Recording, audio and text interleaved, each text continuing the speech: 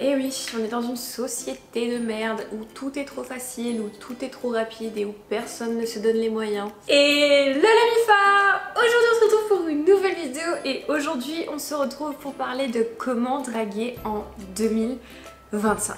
Je ne sais pas vous, mais j'ai l'impression que plus les années passent, plus c'est impossible de trouver une réelle connexion avec quelqu'un.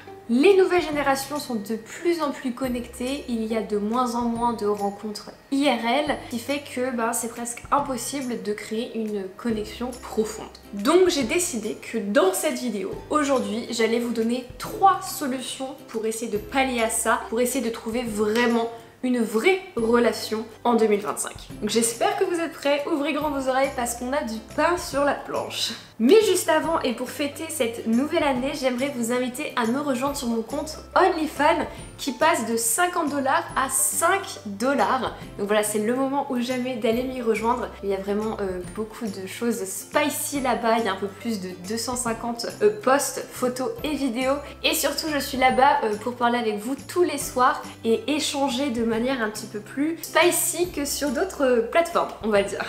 Bref, assez discuté, je me suis assez éparpillée, passons la vidéo, c'est parti. Donc déjà, première chose à faire si on veut vraiment rencontrer quelqu'un et draguer en 2025, c'est qu'on limite les applications de rencontres. Alors je sais, dit comme ça peut paraître très contre-productif, mais en fait, plus on a de possibilités, plus on se perd. Je m'explique. Avec toutes les possibilités qu'on a de nos jours, c'est grave tentant de vouloir télécharger toutes les applications. Tinder, Bumble, Hinge, Adopte un mec ou j'en sais quoi. Vous avez l'impression qu'en fait, plus vous allez mettre de profils, plus vous allez avoir de chances de matcher avec quelqu'un et de rencontrer quelqu'un. Oui, mais non. Le truc, c'est que quand on a trop de choix, on se perd. On va pas en fait savoir se concentrer sur une seule potentielle personne ou même plusieurs personnes. On va commencer en fait à swipe, à voir plein de gens, on va swipe, swipe, swipe, on va développer peut-être des connexions par message avec plusieurs personnes, mais on va jamais pousser le truc jusqu'à avoir une rencontre parce qu'en fait on va être clairement dirigé vers cette personne,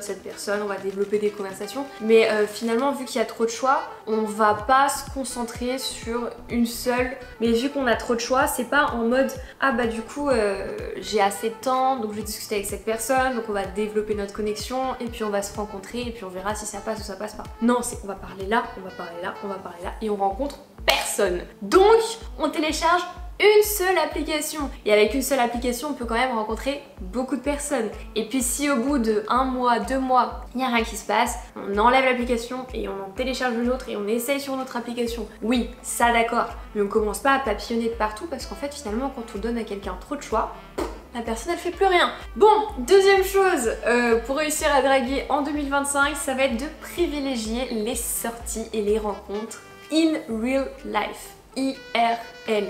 Encore une fois, comme j'ai dit avant, les applications de rencontre, ça peut être cool, ça peut être bien, ça peut être pratique, tout ce que vous voulez. Je suis pas contre, mais quand même, on n'enlèvera pas le charme de tomber sur la bonne personne comme ça au tournant du coin de rue. Bon, alors je suis d'accord que ça n'arrive pas à grand monde les trucs dans les films, en mode on est dans le supermarché ou on est à la bibliothèque, paf, on se rentre dedans, oh là là, mes livres tombent, tu me ramasses mes livres, oh merci, on échange nos numéros et on fait notre vie ensemble, on se marie et vécu heureux avec des enfants. Ok, je suis d'accord que ça se passe pas comme ça dans la vraie vie, mais on peut faire en sorte de provoquer aussi nos rencontres. Si par exemple on sort avec nos amis dans des bars ou même on se met dans des situations où nous-mêmes on essaie de sortir plus souvent en tant que célibataire, on s'inscrit à des clubs, des groupes, des forums qui se réunissent par exemple une fois par semaine pour je sais pas moi, voilà des gens qui partagent les mêmes passions et là vous rencontrez des gens en fait. Faut pas hésiter à sortir aussi un petit peu seul pour provoquer vos rencontres parce que encore une fois,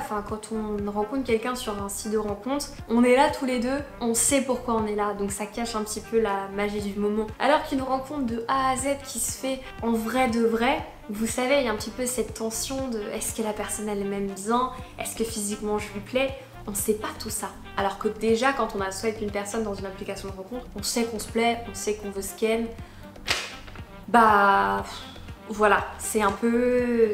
ça casse quand même pas mal de choses. Donc encore une fois, moi je dirais de privilégier en 2025 quand même les rencontres en vrai, en face à face. on essaye de sortir un peu plus souvent, même si encore une fois, je sais, c'est pas facile. C'est beaucoup plus simple de swiper depuis son canapé. Et enfin, la troisième chose, et je pense que c'est celle-là la plus importante, si vous voulez oublier toute la vidéo, oubliez toute la vidéo, mais vraiment concentrez-vous sur cette dernière chose que j'ai à vous dire. En 2025, pour réussir à draguer et à garder une relation, il va falloir augmenter ses standards.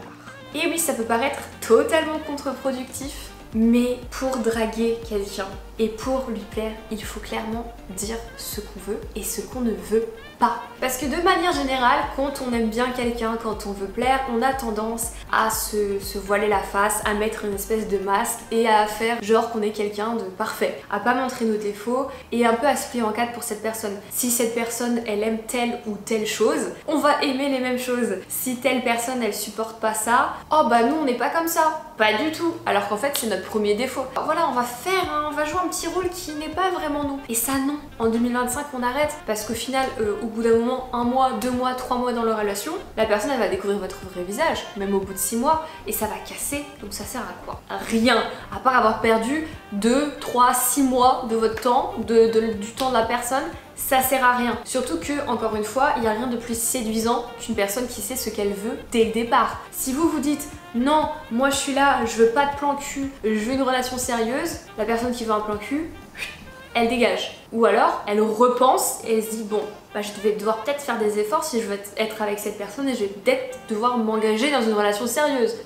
Est-ce que ça vaut le coup? Oui, ça vaut le coup. Je m'engage. Enfin, faut pas hésiter à clairement poser des standards, à dire ce que l'on veut. Oui, je veux ça.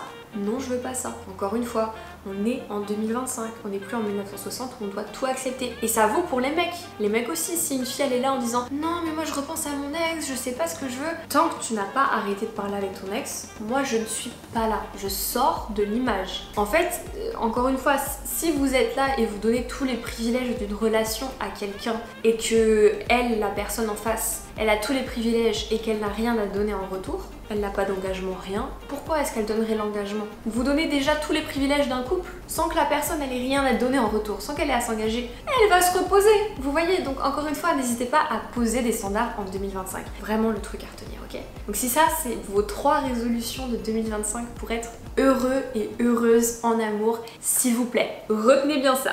Du coup voilà les filles, la vidéo est terminée, j'espère qu'elle vous aura plu. Je sais que c'était une vidéo un petit peu différente de d'habitude, mais il fallait absolument en parler. Si vous avez aimé cette vidéo et qu'elle vous a aidé, n'hésitez pas à lâcher un pouce bleu et venez me poser des questions en commentaire si vous en avez. Je viendrai y répondre. N'hésitez pas à me rejoindre aussi sur mon Telegram privé. Je poste des photos, des vidéos et je discute avec vous tous les jours dans ce canal Telegram.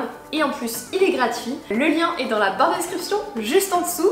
On se retrouve là-bas. Et puis quand ça c'est fait, nous on se dit à dimanche pour une prochaine vidéo. En attendant, portez-vous bien. Je vous fais des gros bisous.